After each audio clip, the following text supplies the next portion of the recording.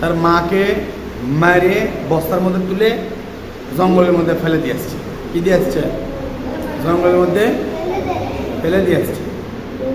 তো ওই মাটা রাতের বেলা যখন অন্ধকার হয়ে গেছে, শিয়াল ডাকতেছে। কি ডাকতেছে?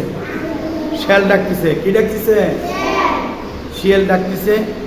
আর ওর মা ওই বস্তার মধ্যে থেকে সন্তানের জন্য দোয়া করতেছে যে সন্তান যেন, এই শিয়াল যেন আমার সন্তানকে আক্রমণ না করে, এই শিয়াল যেন আমার সন্তানকে আক্রমণ না করে, ক্ষতি না করে। কে দোয়া করতেছে? যেই সন্তান মাকে মারে বস্তার মধ্যে তুলে জঙ্গলের মধ্যে ফেলে দিয়ে আসছে, ওই মাই আবার সন্তানের জন্য কি করতেছে? দোয়া করতেছে। আর বর্তমান বুঝছ একটা ঘটনা শোনো। একটা মার যে দোয়া কবুল হয়, মায়ের যে দোয়া কবুল হয়, তার একটা ছোট্ট একটা গল্প। একজন মা, তার ছেলে কোনো একটা কারণবশত মায়ের রাগ উঠে গেছে। মায়ের কি আছে? রাগ উঠে গেছে। মা বদদোয়া করছে যে ও যদি মারা যায় তাহলে আমি ফকির খাওয়াবো। কি খাওয়াবো? কি খাওয়াবো? ফকির খাওয়াবো। মা বলছে। কে বলছে? মা বদদোয়া করছে, তুই যদি মরিস তাহলে আমি কয়েকজন ফকির খাওয়াবো। বুঝতে পারছ? তে কিছুক্ষণ পরই বৃষ্টি শুরু হয়ে গেছে। কি শুরু হয়ে গেছে? বৃষ্টি শুরু হয়ে গেছে। বৃষ্টি হওয়ার পরে ওই বাচ্চারা খেলবে জানে, তোমরা খেলতে যাও না? বৃষ্টির মধ্যে কাদর মধ্যে খেলতে যায় না? তো বাইরের কিছু ছেলে মেয়ে ওরা খেলতেছে। খেলতে খেলতে পুকুরের মধ্যে ওই ছেলেটা পরে মারা গেছে। ওই ছেলেটা পরে কি হয়ে গেছে? মারা গেছে। পরে জানা গেল যে ওই বাচ্চাটা মারা গেছে। তো ওই বাচ্চার মা এখন কান্নাকাটি করতেছে যে আমার সন্তানকে আমি মেরে ফেলছি, আমার সন্তানকে আমি মেরে ফেলছি। কইছে তুমি কিভাবে মারলা? কইছে আমি কিছুক্ষণ আগে আমি বদদোয়া করছি আমার সন্তানের জন্য। কি দোয়া করছি? বদদোয়া করছি যে আমার সন্তান যদি মারা যায় আমি কয়েকজন ফকির খাওয়াবো। এই দোয়ার কারণে হয়তো আমার ছেলে মারা গেছে, অতএব আমাকে জেলে দেন, ফাঁসি দেন, যা দেবেন দেন। কে বলতেছে?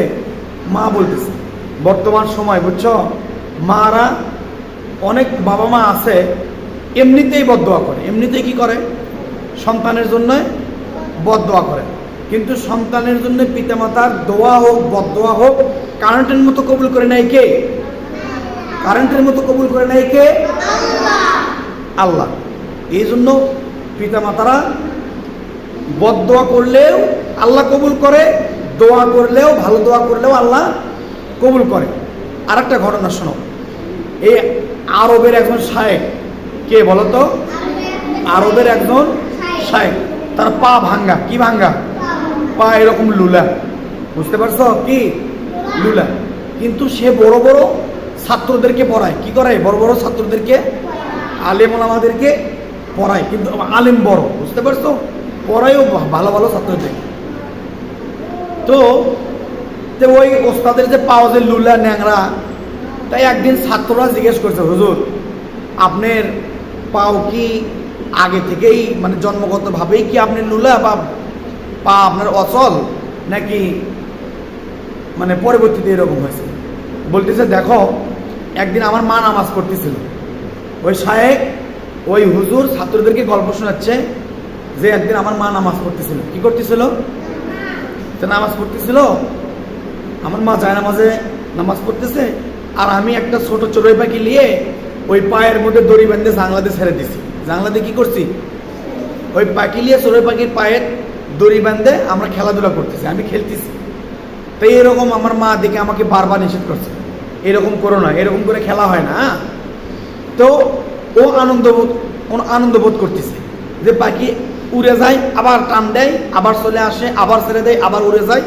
ওই বাচ্চাটা কি ছোট ছোট, তো আনন্দ অনুভব করতেছে। কিন্তু এটা কি পাখির জন্য কষ্ট হচ্ছে না? পাখির জন্য কষ্ট হচ্ছে না?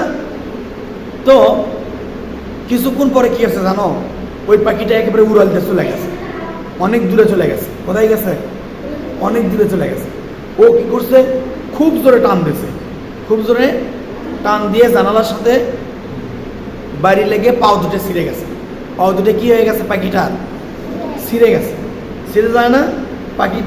পাখির পা নরম না, তুমি যদি জোরে টান দাও ওটা কি ভেঙে যাবে না? তো যখন পাখির পাটা ভেঙে গেছে, ওই হুজুরের মায়ের মনের মধ্যে আঘাত লাগছে। মায়ের মনের মধ্যে কি আঘাত লাগছে? তো তার সন্তানের জন্য দোয়া করছে, ইস তুমি পাখিটার পা ভেঙে দিলা, আল্লাহ তোমার পা ওই রকম লুলাও করে দিক, ভেঙে দিক। কি করে দিক? ভেঙে দিক। আল্লাহ তোমার পা দুটো নষ্ট করে দিক। এইভাবে বদদোয়া করছে, বুঝছো? বদদোয়া করছে, সাথে সাথে কবুল হয়ে গেছে। কি হয়ে গেছে? কবুল হয়ে গেছে। তো একদিনের ঘটনা, ওই যখন বড় হয়ে গেছে, ওই হুজুরটা যখন বড় হলো, পরে কি করছে জানো? একদিন ঘোড়ার চড়ে কোথাও সফরে যাচ্ছে। ঘোড়ার চড়ে কোথাও সফরে যাচ্ছে, যেতে যেতে কি হচ্ছে জানো? ওই ঘোড়াটার মাথা খারাপ হয়ে গেছে। হঠাৎ করে কি হয়ে গেছে? মাথা খারাপ হয়ে গেছে। এমন জোরে ওপর দিকে লাফ দিয়ে উঠছে, লাফ দিয়ে ওঠার সঙ্গে সঙ্গে ওই ছেলেটা ঘোড়ার পিঠ থেকে পড়ে গেছে। পড়ে যায় 2 পা ভেঙে গেছে। পড়ে যায় 2 পা ভেঙে গেছে। আর ওই 2 পা কোনোদিন ভালো হয়নি। কি হয়নি? কোনোদিন আর ওই 2 পা ভালো হয়নি। ওই একবারে ন্যাংরা হয়ে গেছে। কি হয়ে গেছে? ন্যাংরা হয়ে গেছে। বুঝতে পারছো? এই গল্পের দ্বারা এটাই বুঝাতে চাচ্ছি যে বাবা মা যদি বদদোয়া করে তাহলে কিন্তু সাথে সাথে কবুল হয়ে যায়। কিন্তু বর্তমান কিছু কিছু মা আছে, আমাদের কিছু কিছু মা আছে, বুঝছো, এমনিতেই বদদোয়া দেয়। এমনিতেই কি দিয়ে দেয়? বদদোয়া দেয়। তাহলে আমাদের এই সমস্ত যাদের পিতামাতা আছে তাদেরকে বলবা যে তুমি আমাদেরকে অযথা বদদোয়া দিও না, ঠিক আছে? আর এমন কোনো কাজ করবা না যে তোমার আব্বা হোক বা মা হোক, তুমি যাতে তাদের বদদোয়া পাও বা তোমাকে বদদোয়া করে, এইরকম আচরণ তোমার পিতামাতার সাথে করবা না, ইনশাআল্লাহ।